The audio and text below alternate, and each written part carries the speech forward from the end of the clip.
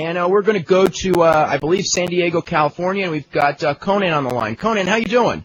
Hey, what's up, man? Not too much. What's going on? Not much. I'm back again without the controversial Raven to get me in more hot water. Yeah, really. Yeah. So, what's your thoughts about everything that's going on? Before we go on, is there anything new as far as Juventud Guerrera's surgery or anything like that? No, he actually wasn't on the show yesterday because if you remember that beautiful incident in college town or whatever it's called, State College, whatever, over there in Penn State, when he got a DUI and ran away from the cops. At least that's what the cops say. Juvi says that he was trying to pull over and he couldn't find where to pull over, and so the cop took that as he was evading justice. Anyways, he's in court, right? He was in court yesterday. And supposedly on his elbow, he was going to get a check today. And if it didn't have the range of motion that the doctors were hoping for, he'd get surgery and he'd be out probably about 4 weeks. But, evidently they like his commentating, which I think is hilarious, and they may bring him on for some more of that. Hello? Okay, I'm sorry. Yeah, what did you watch Raw last night? Yeah, I saw Raw. What'd you think of it? I thought it was. I'm trying to keep you out of trouble by not bringing up Nitro at all. I thought it was pretty funny. I like Raw. It's a funny show. I've always, I especially like the Too Much, Too Cold, whatever they're called. Too Cool. I love those guys. Yeah, I think they're hilarious. They're so cheesy and so campy. You gotta love them. And plus, I love Rakeem. Is that the guy that was working for me in AAA? No, that's his brother. That's Yokozuna's brother. Okay. Yeah. But because they both have the same, big, large derriere. And I think that's hilarious when he starts doing those dance steps. The Hardy Boys, as you can see, they're getting a tremendous push. It may be too quick. I don't think people believe in them yet. I've always liked the New Age Outlaws. Hunter almost seems like it almost seems people don't like Stephanie, when they're calling her a slut and a whore, and because I think people look at it as like, how could you get so drunk that you didn't even realize what you were doing? You know what I'm saying? So I think people are turning against her. Yeah, and I think that's not what they wanted, because I think that whole idea that the TV last night was to turn the people back with her, because nobody expected the thing Thursday where the crowd really turned on her. By the way, if you want to call us up, we've got some calls on the line, but if you want to call, you can call at 1-877-IATA-00. That's 1-877-392-3200 for Conan. We want to start with you and go back to your background and breaking in professional wrestling. Why don't you tell everyone? You grew up in Florida and L.A. basically, right? Yeah, I grew up in Miami, and when I was 17, I got into a little bit of trouble. So I came down to San Diego. I joined the military. I was on the Navy boxing team in '83. I won the California middleweight title, and I was going to become a professional boxer. And I'd been already boxing amateur for about 11 years. Anyways, one thing led to another, and I dislocated my shoulder, I had to have my arm in a cast for like 6 months. Anyways, after rehabilitation and everything, my left hand wasn't the same. I couldn't throw stiff jabs. I couldn't throw uppercuts, hooks like I used to. Guys that I used to kind of, have an easy time with were just destroying me. So I got out of boxing and kind of got a little bit into bodybuilding, and I lived in San Diego, which is on the border of Tijuana, Baja California, and a friend of mine, a guy that I just met, said, hey, why don't you get into wrestling in Mexico? He brought me across the border. I'd never seen Mexican wrestling in my life, so when I saw the mask and the capes and the dives and the blood, I went berserk, and I wanted to try it. And the next day I went to train. And you trained with did you train in the same class with Psychosis and Damien? I mean, Halloween and Ray Jr. and all them? Halloween, Damien, Ray Jr., Psychosis. They were all in our class. Rey Mysterio Sr., which is his uncle, was there. Super Astro, who some people might know, is also from Tijuana. He was there. And then anytime Negro Casas came into town, he would train us too. And then after that, I went to Ciudad Juarez, which is on the border of El Paso, Texas, which is really where I became famous. Eddie Guerrero at that time was a local legend, but he was up in Mexico making a name for himself, and I went in there, and I was kind of like a overnight, success. And then when Eddie came back, we had like 13 consecutive sellouts, which is still a record to this day, and that's where I got discovered, and I got brought up to Mexico City. Now, that's interesting you bring up that thing. Now, Eddie was probably real early in his career, too, even though, like, the family was probably there forever. Right, and because his father's basically, it's kind of funny because I believe one of the first American promotions was based out of El Paso, Texas. So I've been reading a lot of history on that, and so it was very easy to spill over to the border, over into Juarez. So Juarez has a very long wrestling tradition, obviously with Gory and Hector and Chavo Mando, basically. You know what? If you look at there's this tape out somewhere, I think you saw it, Dave. I don't know, the one that says Conan the Legend. Made by Wheels Entertainment. You'll see a very thin, very young Eddie from like 8 years ago. It's hilarious, you know, to see him so thin and so young looking. And we had some classic matches over there in Juarez. But what was the question?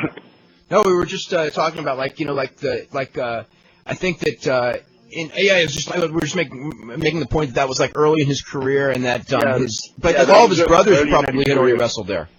We were talking about something that just triggered something into my head, and I was actually writing about this a few weeks ago. Probably going back to, I don't even know when, probably the 30s, 40s, certainly up through the 70s, there was like a big, almost a pipeline between wrestlers in Mexico and in Texas and in some cases Southern California. And I know you're aware of it with Mil Mascaras, and before that with Rito Romero and Jose Lothario and so many of the guys, Dory Dixon, and that were legends. So many of the legends of Mexican wrestling in the 50s, 60s, and 70s were well known to wrestling fans in California and Mexico. And then probably about the mid 70s. It was like this gap widened and like almost maybe late 70s actually, and like there became this thing where nobody in America knew anything about Mexican wrestling literally until you and Rey Mysterio Jr. and La Parca and Juventud Guerrera and the guys came into ECW, and I was wondering if there was something historical that any reason why happened. That's a very good question. I've never thought about that myself. I just think that probably what happened in the 70s. What happened was one thing is the downfall of the Olympic Auditorium. So there wasn't a big need for Mexican Mexican wrestlers anymore. Plus Roy Shire, who was another guy that would bring in Mexicans, he wasn't doing too good around that time. And I think that might have had a lot to do with it. And, when I came in, I've always tried to help, the Mexican wrestlers out, because besides being my friends, I owe that country everything. As you know, Dave, I've done everything there from commercials to plays to soap operas to records. I mean, I was the man over there. Sometimes I wonder why I even left, but the thing is that when I came over, I wanted to show the American fans, because to me, Love Machine, Art Barr, and Eddie Guerrero were going to show the United States how good the Mexican style of wrestling is, which, Chris Jericho has been in Mexico a lot of years, Ultimate Dragon's been in Mexico a lot of years, Chris Benoit, you see a lot of it now in the United States. I wanted them to see this exciting style, not this, this, what I thought was very boring, methodical, even though it looks choreographed. If you can do what Rey Mysterio has done, which is take a lot of the Juventud and a lot of those guys, take the spectacular spots from Mexican wrestling and put in some of the American logic and even some of the Japanese aggressiveness, it's an incredible mix. But I just think that some of the promotions like World Class, the Olympic Auditorium out of L.A., Roy Shaz, a lot of those who were using Mexican wrestlers weren't doing that good due to, Vince McMahon's expansion, and that's the reason why you didn't see a big influx. Do you think that makes logic? Yeah, I think there's a lot to it, because one of the things, I guess I've just been around so long that it's kind of funny to me when you'll have something now where people go, the Mexicans can never draw, the kind of that stigma, the Mexicans can't draw in the United States, and I've unfortunately been around long enough to remember seeing, Mil Mascaras, like in Madison Square Garden, was like a huge star. How about Pedro Morales? He ain't Mexican, but he's Puerto Rican. He's Latin. I mean, he was a huge draw. Yeah, well, that's Puerto Ricans in New York. But I mean, like Mil Mascaras has sold out, Madison Square Garden with superstar Billy Graham, and was probably in the 70s, one of the 3 or 4 biggest stars, baby faces in American wrestling. It was probably, Bruno Sammartino, Mil Mascaras, Dusty Rhodes, and Andre the Giant. Now, you would know this, Dave. Does AAA still hold the record at the Sports Arena the time that we debuted our show? I know you turned more people. I think that, there have been other sellouts, but you might have put more in the building. I mean, I would almost say for sure, because I remember the very first show, which is the one that I'm sure you're talking about. Right. There were a lot more people in that building than should have been, because I just remember every seat full and like 90% of the aisle space full, and like, so I don't think that there was ever like a WWF show in the sports arena, and they sold out several shows there as well that probably had as many people actually in the building. So that just shows we can draw. I think Eric missed the boat because instead of trying to key into the Hispanic demographic, I mean, you got to remember, I'm Cuban, Puerto Rican, so, and then, I started out in Mexico. So those are the three biggest Hispanic populations in the United States, which right now is the biggest minority in the United States. And I had a good rapport with them, and we could have drawn them in, but, me and Eric just butted heads too many times, and I guess to show me a lesson, he never pushed me as a Latino star that I should have been. But, that's in the past. But, yeah, it's an untapped market. And, you're seeing it now in music. Look at Ricky Martin. There ain't nobody hotter than him. It ain't easy to sell out concerts anymore. He does it by himself. Ricky Martin, Jennifer Lopez, Christina Aguilera, in boxing, Oscar De La Hoya is the biggest, pay-per-view guy out there. The fight between him and Trinidad, incredible hoopla, incredible match. I can't wait for the rematch. So, the Hispanics, they do have purchasing power.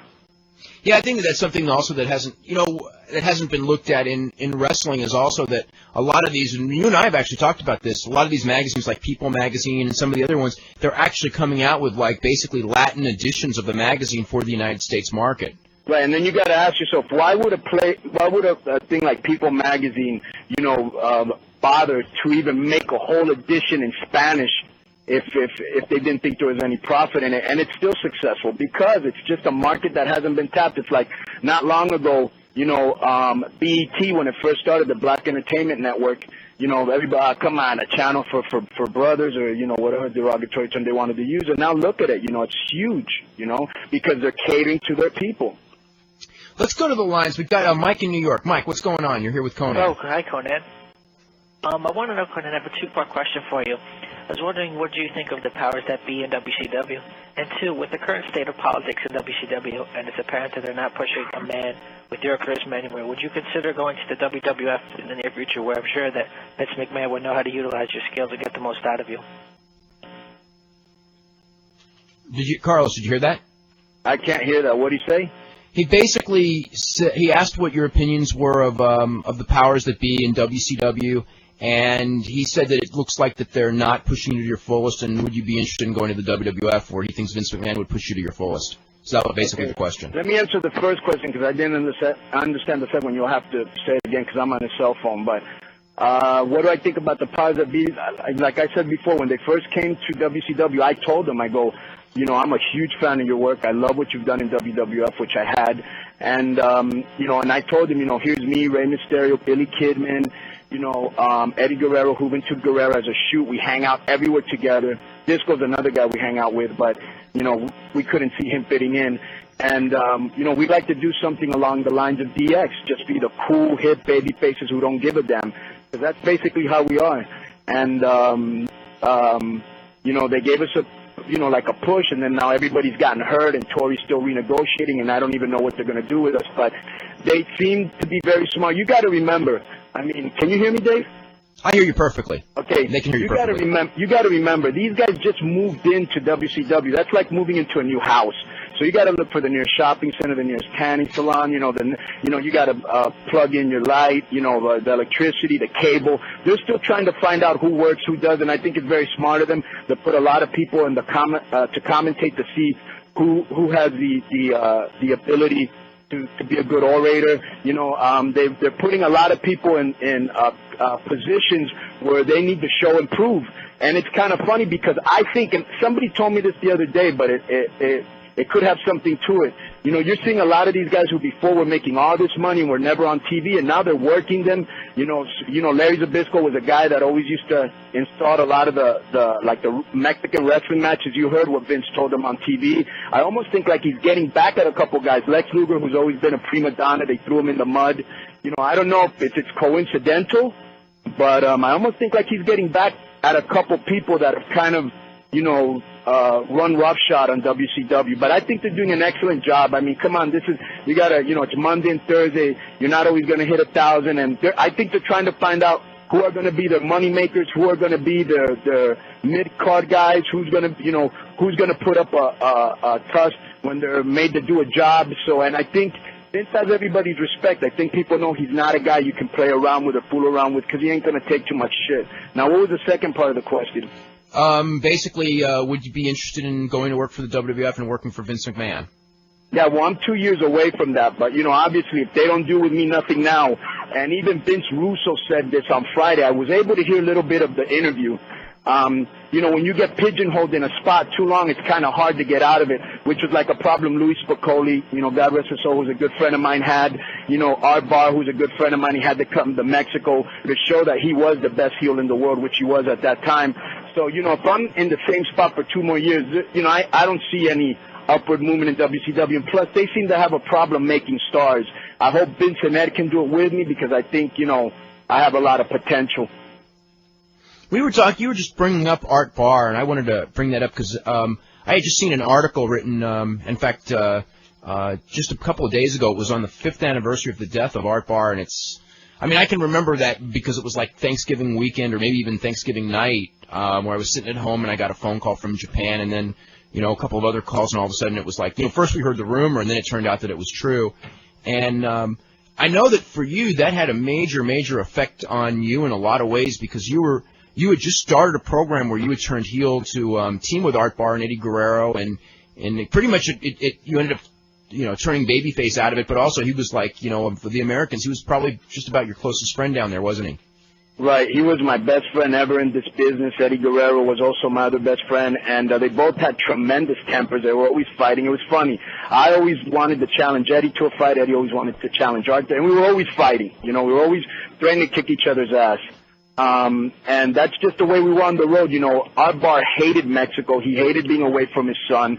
He was a total maniac on the road. I remember one time at an award show, Antonio Peña, our boss, actually told me if he continues, because in an award show, he just got up in the middle of the award thing and started dancing on a table and stole somebody's trophy, and he just went berserk. And my boss kept saying, this guy keeps it up, I'm going to have to fire him. But he didn't understand. That was just how Art was. He loved attention. He loved to be the center of attention, and he turned out to be the greatest heel that I've ever seen. I learned a lot about him because I didn't know too much about, American psychology, working the camera, taking American-like bumps, and he showed me all of that, and he was just a great teacher, great friend, and not because he passed away, he was just the greatest. And you met him, Dave, because I know you went to a couple of our AAA shows, and you saw how zany he was. He hated you when you talked bad about him, and he loved you when you wrote good stuff about him, Yeah, and like everybody. He was just an intelligent, just motivated professional who still has a lasting impression on me. Since when you came to the United States, adapting from being one of the top guys in Mexico, coming to the United States where the Latino fans knew you, but they didn't portray you, they didn't really market you to them, but some of them knew you, and you were kind of pretty much unknown to the rest of the fans, starting with WCW, and you got an initial push. They gave you the U.S. title for about 6 months there, but what was the hardest part of your first 6 months to a year in WCW where you were there, you were you were getting something, but at the same time you really weren't getting anywhere? It's just hard because there's so much more politics here than over there. Over there, everybody's dying and they need money, so everybody's working. You have to, everybody works more together. And here it's more like it's a guaranteed contract, so guys don't care if they're hurt, guys don't care if they're on the road. They don't give a damn. They're going to get their money granted. And in Mexico, you see Rey Mysterio, he would have never gotten an operation in Mexico. He would have just worked injured. I worked injured. Everybody worked injured or you didn't get paid. There was a different work ethic. We didn't just go out there and just go through the motions. What was hard for me was, being in command. I was always a guy that, I always booked all the finishes.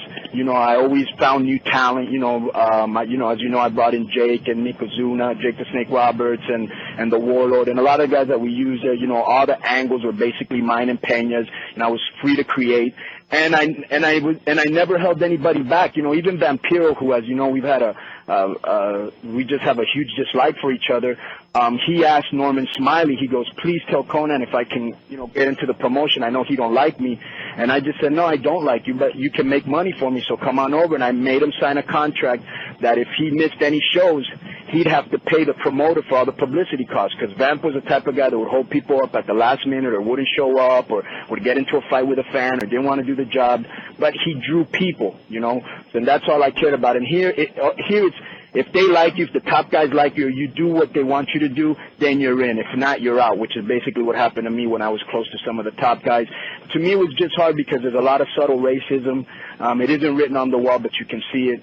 And it was just hard to be D-man and then just kind of get treated like shit, you know. Let's go to John in New York. John, what's going on? Hey, Dave, what's going on? How's it going, Carlos? Hey, how's it going, man? I just want to make a quick comment. You know, being a guy who pretty much was main eventing there for a while with the NWO Red and getting a lot of push from being in the NWO, did you ever have maybe like a moral issue when you saw how a lot of the luchadors who were brought in, who came in from Mexico, were kind of being, you know, almost a buffoon role on television, and you're getting to rub elbows with the top guys in the company? Did you ever have any kind of moral question that made you feel almost a little guilty? No, because what I was trying to do is I was trying to get power so I could rub it off on them, you know what I'm saying? And that was what I was trying to do, and the only way that I could do it was being because the more juice you have, the more you can give out, you know what I'm saying? Hello? Oh, yeah, I hear you. And so, yeah, of course I hated how they treated them. I hated the way they took off their mask. I mean, Eric took off Rey Mysterio's mask just because he wanted to, no other reason. You know, yeah, he's a good-looking little kid. Whoa. Part of our culture.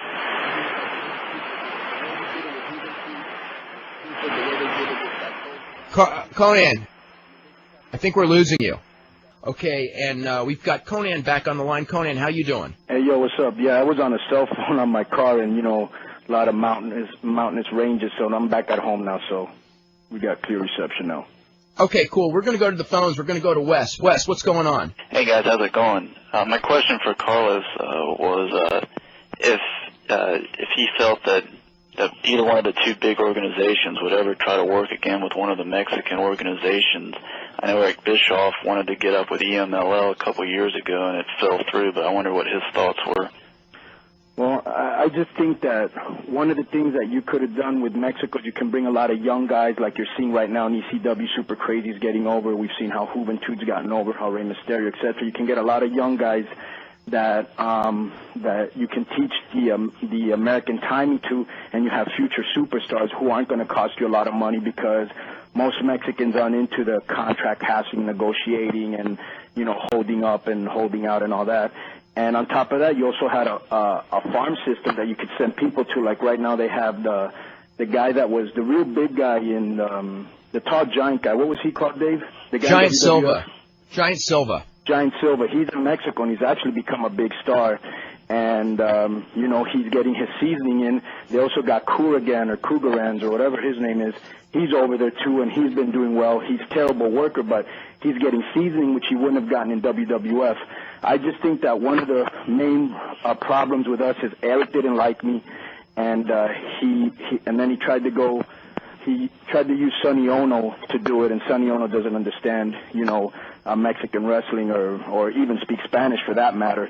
And I think in the WWF what happened is they brought in the wrong guys. Paco Alonso, instead of thinking business, he brought in a lot of guys that have been loyal to him over the years, who were kind of older, who couldn't do, you know, Vince McMahon wanted to see the next Rey Mysterios and the next Juventudes and Aguilas, and this guy was sending him guys that were like, you know, 30-plus years old, who had been resting on their laurels in Mexico and didn't have much to offer.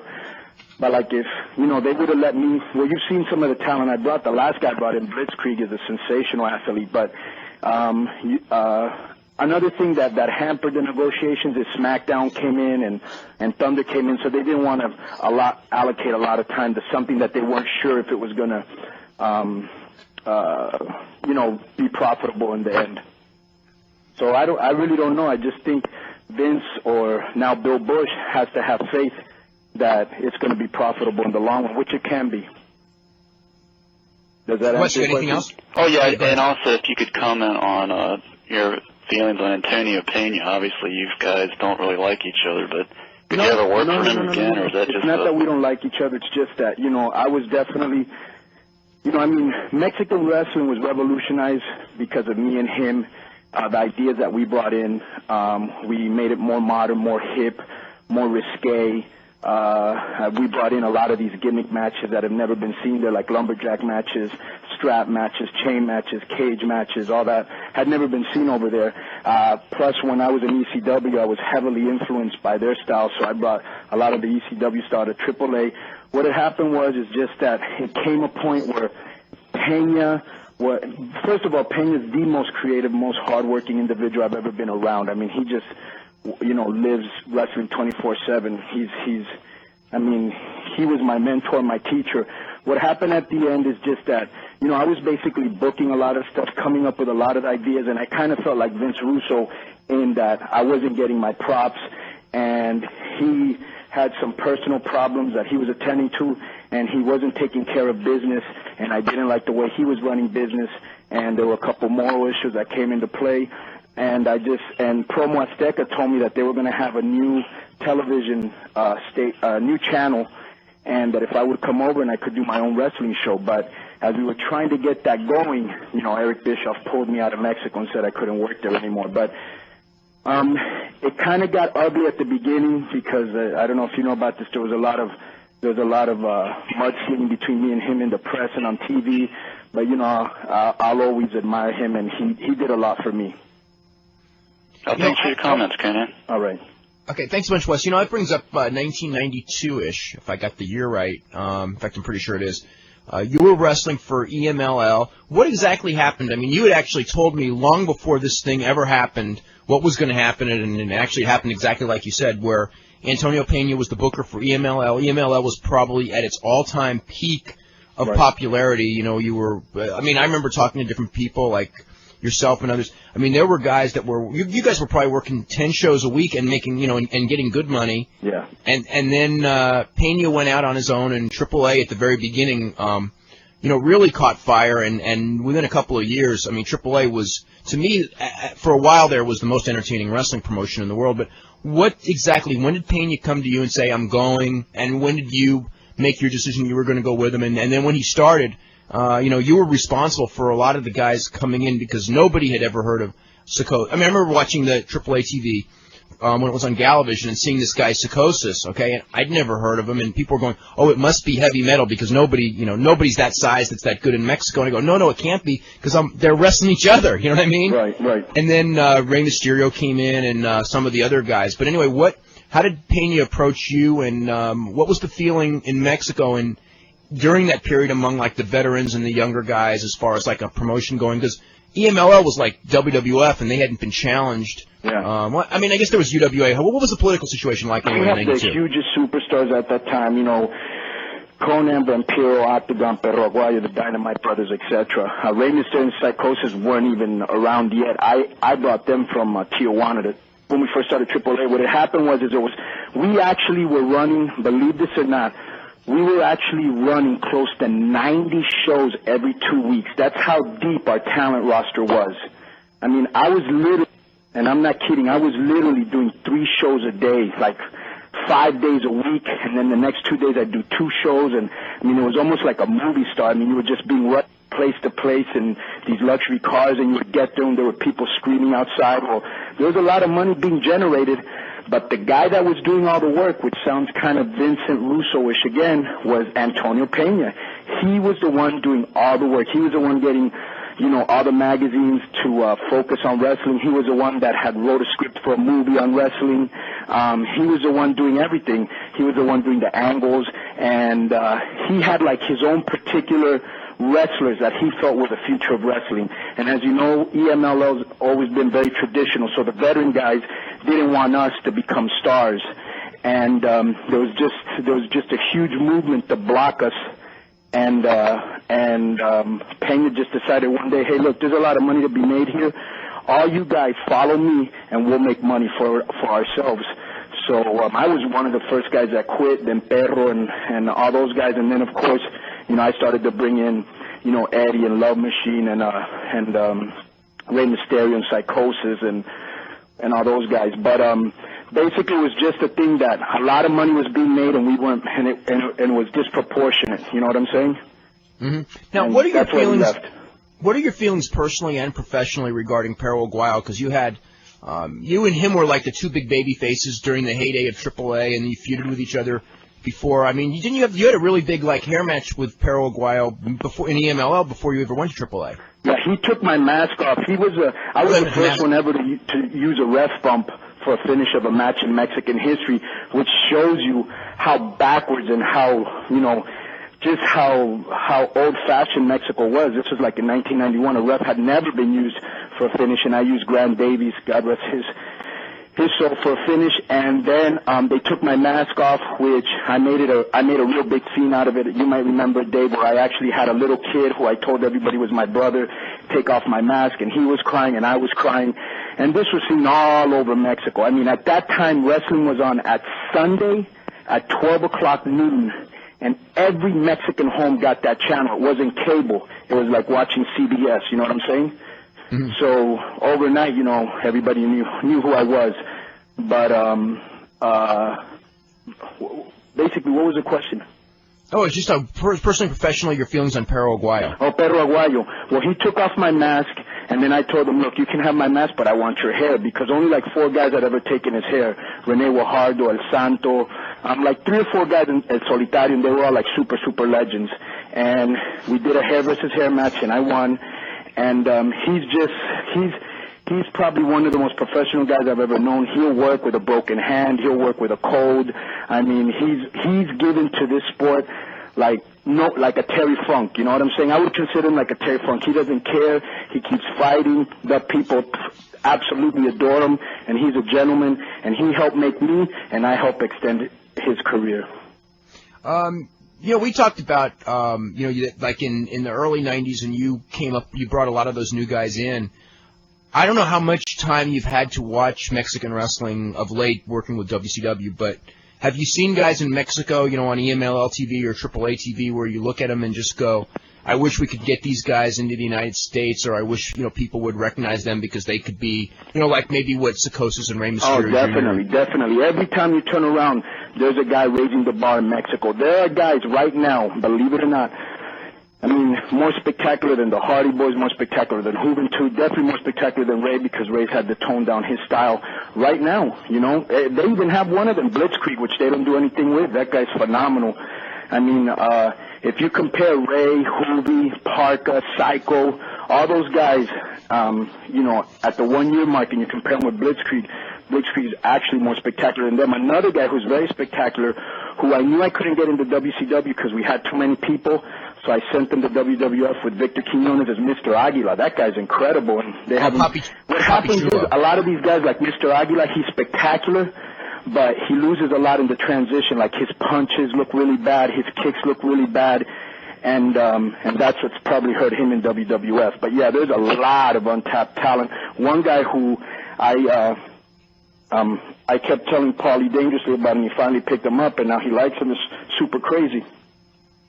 Yeah, he's done phenomenal there, I think. Yeah, and I think Calo just went in there now, who's one of the hardest working guys in the business, and he should do good. And Mosco's another guy that's great that I've been trying to sell Paulie on. So, there's a lot of talent in Mexico. Let's go. We've got a couple of emails in here I want to get to. This is from Bader, I guess. He goes, what does Conan think of Vampiro? Actually, we've talked about that a little bit, but you and Vampiro probably have known each other for, probably 9-10 years, probably from the day he showed up almost in Mexico. Is that right? The day that he showed up, I was kind of like, I was told to take him under my wing, and I actually introduced him to my girlfriend's cousin, who was his first girlfriend in Mexico. When he first came in, he was like a cool, shy guy. And then, the fame came to him real quick, like it does to all of us, and you get the big head. We started to have heat because, first of all, they offered him a soap opera, and he didn't want to do it because they didn't want to pay him enough, and they didn't want him to speak in it. They wanted him to be like a deaf mute, and he wanted to speak. And I remember telling him, what are you going to speak? You can't even speak Spanish. But, he was in his diva mode, and he didn't take the part, so they offered it to me. So he went, and when it became successful, of course, he went around telling everybody I took the part from him. And then, we got into like 1 or 2 altercations, and I've tried to make up with him because I don't like to be vindictive. I try to think that people can change, that people can be good. I try to find the best in people. And, even now when he's been hanging around with this Jerry Only guy, because he tried to get me fired out of Promo Azteca with his little butt buddy Bob Barnett, who calls your show all the time. But anyways, they tried to get me fired from Promo Azteca. And basically he's been hanging around with this guy from the Misfits, Jerry Only, who's a guy that wears like the dark circles around his eyes, who's a really cool guy. And I even told him, I go, I hope some of this guy's niceness rubs off on you, but you can't change the spots on a leopard. He's still a jackass. Okay. Let's go to David in Arizona. David, what do you got to say? You guys had talked about Hogan when you were with Raven. Right. I'm not sure if you're allowed to comment on this. Maybe Dave could if you can't. Who are some of the guys that Hogan did hold back? I heard he held Mr. Wonderful Paul Orndorff back as one. That's why he wasn't on WrestleMania 3. Do you know anything about that? No, I know nothing about that. I wouldn't know about that. I mean, to me, WrestleMania 3 couldn't have been bigger than it was with Hogan and Andre. I mean, and Hogan and Orndorff did phenomenal house show business in '96, but at its peak too, is one of the best house show runs the WWE ever had. But I mean, they still wouldn't have done the money that Hogan did with Andre the Giant. Yeah, but Orndorff wasn't even on that card. I heard that was because Hogan had his request that had Orndorff change to face heel. Orndorff got burned out with a lot of the turns, but Orndorff, by the point, I don't remember the chronology, but Orndorff was really plagued by injuries for a while there too. Let me say something, Dave, and this is a blanket statement, and you know this. And I have never fallen under this, and if I have, Dave, I want you to say it on public internet or whatever this is called, and call me a liar. But I was never the top star that was so insecure that I had to hold everybody back. But if you look in history, in Mexico and the United States, I don't know about Japan because I don't know their history that well, most guys, when they're on top and they're insecure, they'll try to hold people back. Do you think it was a mistake to allow Kevin Nash to book? Yes. This past summer, Conan? Yes. Yeah, he said yes. I don't think he wants to go into detail on that, but he said yes. All right, that's it. Go ahead, Dave. Questions I have. That's it? Yeah. Yeah, you can't be vindictive and be a booker. That'll answer that one. Yeah, I noticed Kevin Nash was putting over guys like Rey Mysterio Jr. and Goldberg, but of course when the title's on the line, Kevin Nash wins. I thought that was kind of interesting during the booking. Bookers are self-serving, so you can't blame them for doing what every other booker has done, but you can't hold other guys back because you don't like them.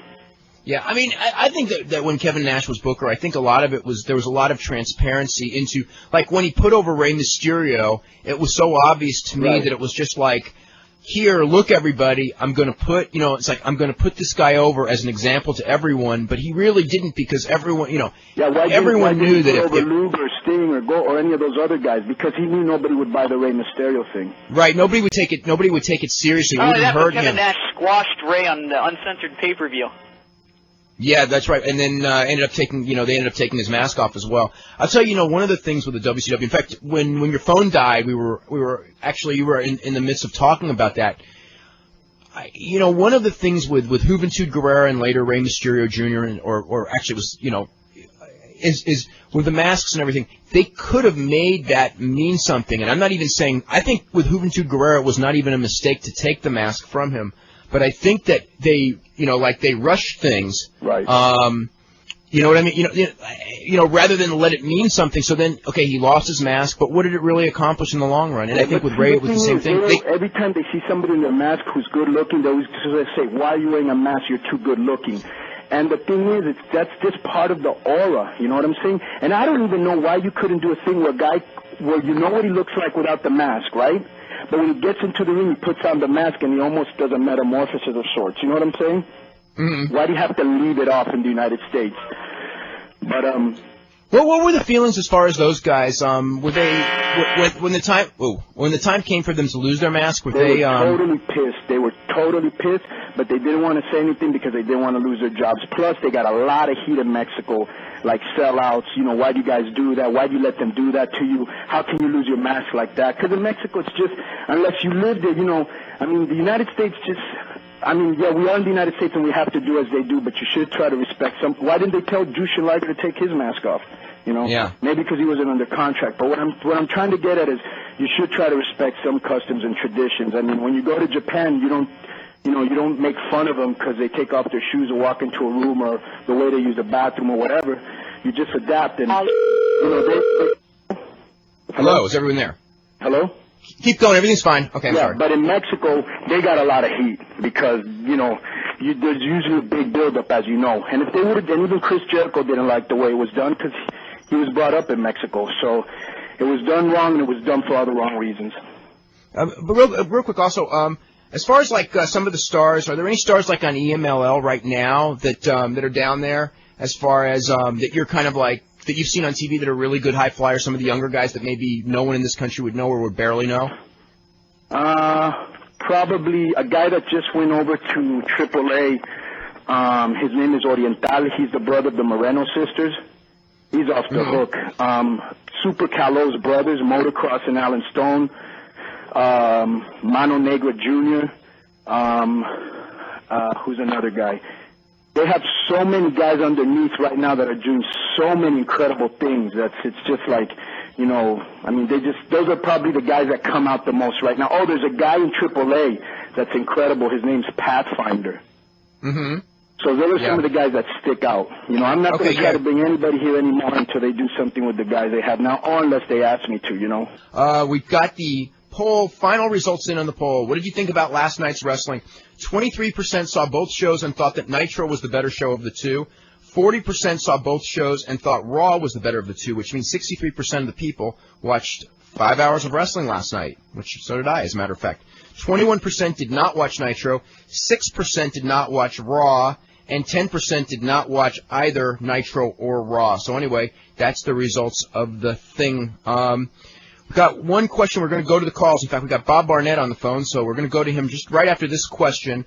This is from Sanchez, who wants to know, what did you think of the Piñata match? Who, me? Yeah, you. I thought it was funny. You know, I don't... Okay. You know, all these people, like, when they see the Taco Bell dog and they get up in arms in the piñata, I mean, you know, we make fun of other races. If you can't make fun of your own, then, you know, you need to get a life. It was funny. Okay, let's go to Bob Barnett. Bob, what's up? Yeah, hi, guys. I had to call in because Carlos had to say, you know, butt buddy Vampiro, and I think I only got about 3 like you do is lick his ass, bro. I just wanted to know, you know, Vamp sort of thought that you guys were starting to cool off on each other.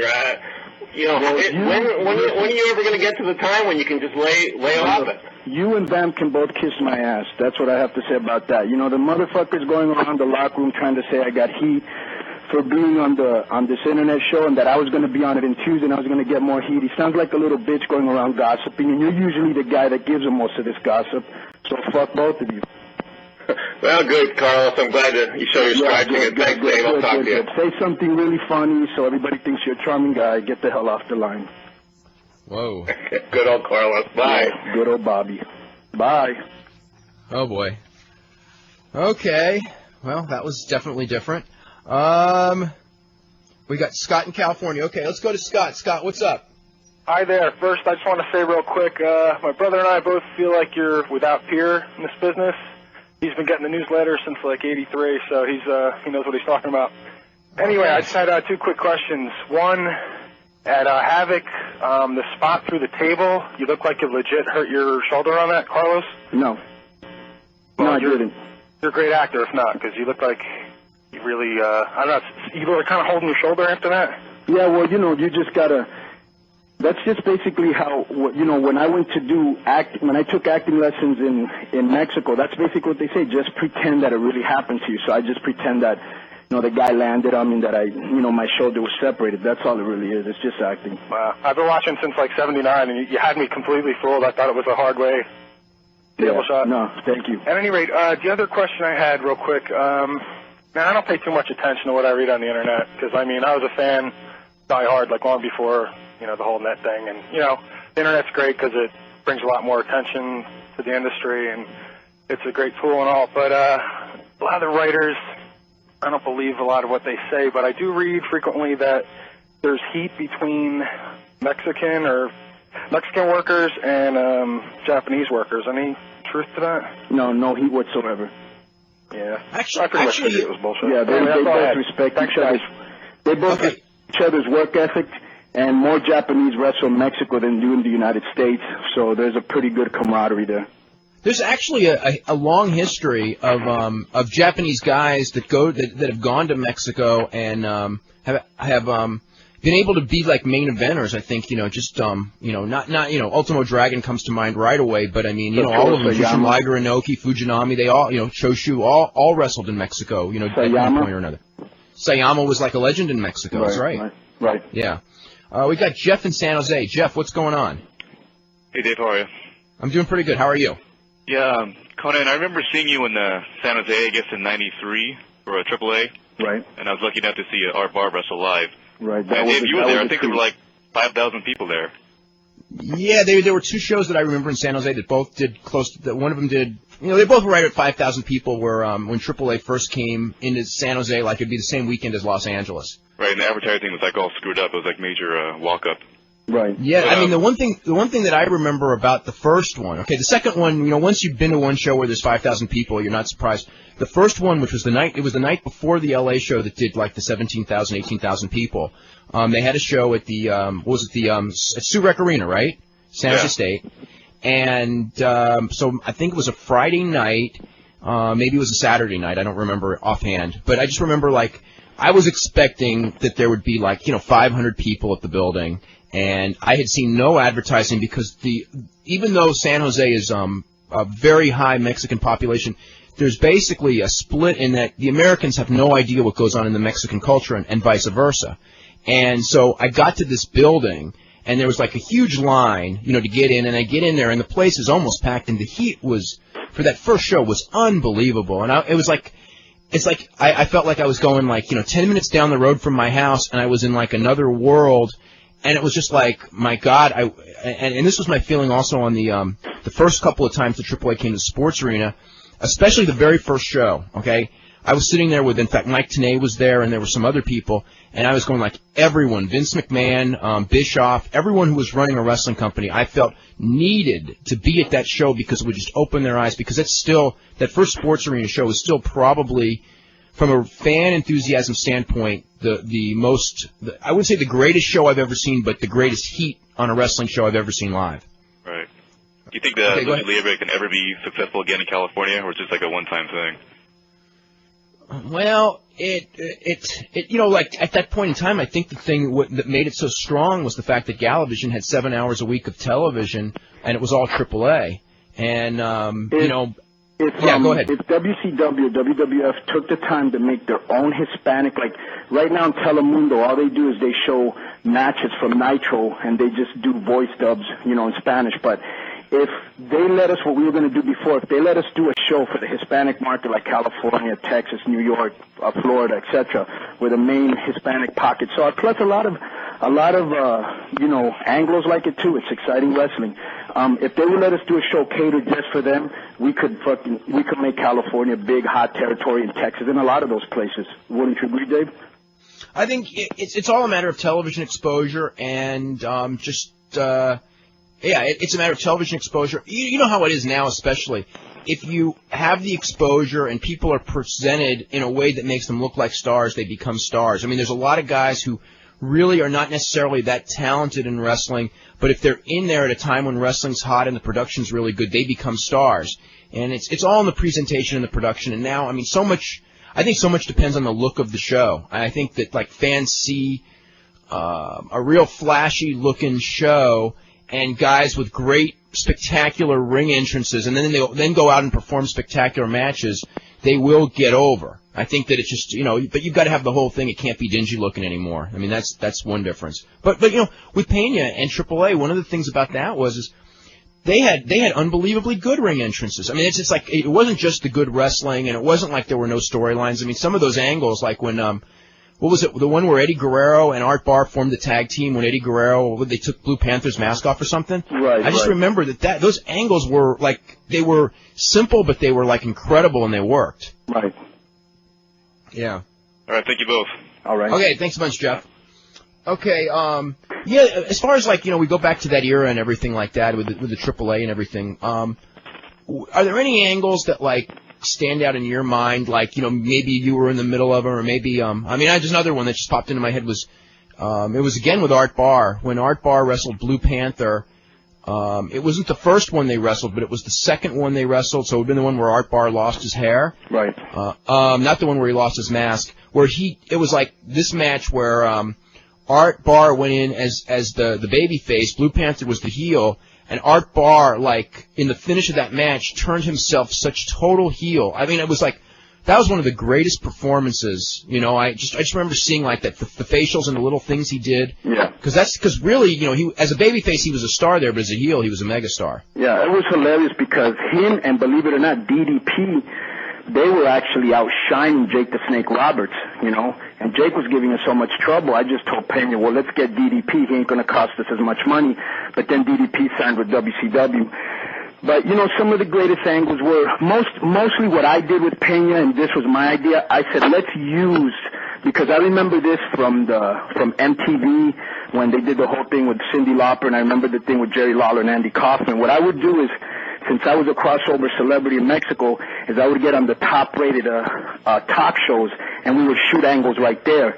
So almost like they tried to do now with Dennis Rodman on The Tonight Show and what they were doing there. And it worked. You know, we gained new audiences. We actually had matches. We actually put a ring in a studio, and we had like a full match with dives and blood and everything, and people were like, what in the hell is going on here? And then, so our best angles were there. You know, I used to like to do a lot of stuff like, one time we had the clowns sitting in the first row, you know, the guys that are dressed up as the clowns, and they attacked the ring, and it was Art Barr, Eddie Guerrero, and Black Cat from New Japan. I used to like to do a lot of stuff like that. Like one time they were beating up on Rey Mysterio, and I came out dressed up as the Killer, which is like a black robe with black gloves and a black mask. And they gave me a kendo stick, and I started to beat up all the heels, and I took off the mask, and it was me. I like to do a lot of stuff like that. Yeah, kind of like what DDP did with the La Parka thing not that long ago. Or like what they did with Goldberg when he was a Riot Cop guy, which they'd already done with Austin. Right, yeah, which is the same thing with Austin. Now, when you were growing up in Florida, were you a wrestling fan? Yeah, huge wrestling fan till maybe the age of 9, and then I stopped looking at it. Jack Briscoe, Jerry Briscoe, Dusty Rhodes, those Superstar Billy Graham, those were the guys I liked.